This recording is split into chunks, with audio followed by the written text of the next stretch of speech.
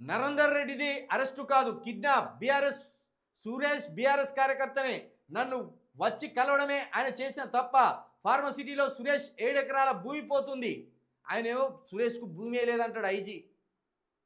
సురేష్కు భూమే లేదు, ఆ దాడిలో పాల్గొన్న 18 మందికి భూమే లేదంటాడు ఐజీ గారు. ఆయనే జడ్జి అయిపోయాడు, ఆయనే న్యాయవాది అయిపోయాడు, ఆయనే కోర్టు అయిపోయాడు. ఈయనేమో ఆయనకు అక్కడ 7 ఎకరాల భూమి ఉన్నదని కేటీఆర్ చెప్తున్నాడు.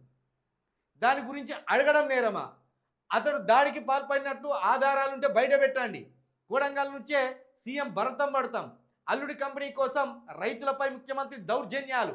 కేటీఆర్ నిజంగా ఇదంతా అల్లుడి కోసం తెలంగాణ ప్రజలను తిప్పల పెడతాను. ఆనాడేమో గురువు చంద్రబాబు నాయుడు కోసం తుపాకేసుకొని తెలంగాణ ప్రజలను కాల్చి చంపుతామని ఉరుకులాడిండు. ఈరోజేమో అదే ఆంధ్ర అల్లుడు తెలంగాణ మామ కొడంగల్ ప్రజల మీద వాళ్ళ నెత్తుల మీద తుపాకులు పెట్టి దౌర్జన్యాలు చేసి భూములు గుంజుకోవాలని చూస్తాడు అల్లుడి కోసం. ఇందుకు నేను ముఖ్యమంత్రిని చేసుకున్నాను.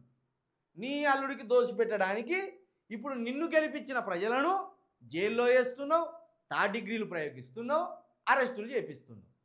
ఇది అల్లుడి కోసమేనా ఇదంతా లొల్లి?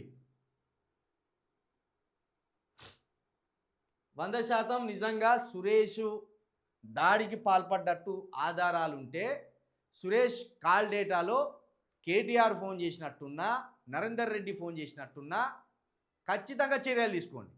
కానీ ఆయనను అన్యాయంగా జైలుతో మాత్రం ఖచ్చితంగా అది చట్ట విరుద్ధం, మీరు శిక్షార్హులు అవుతారు.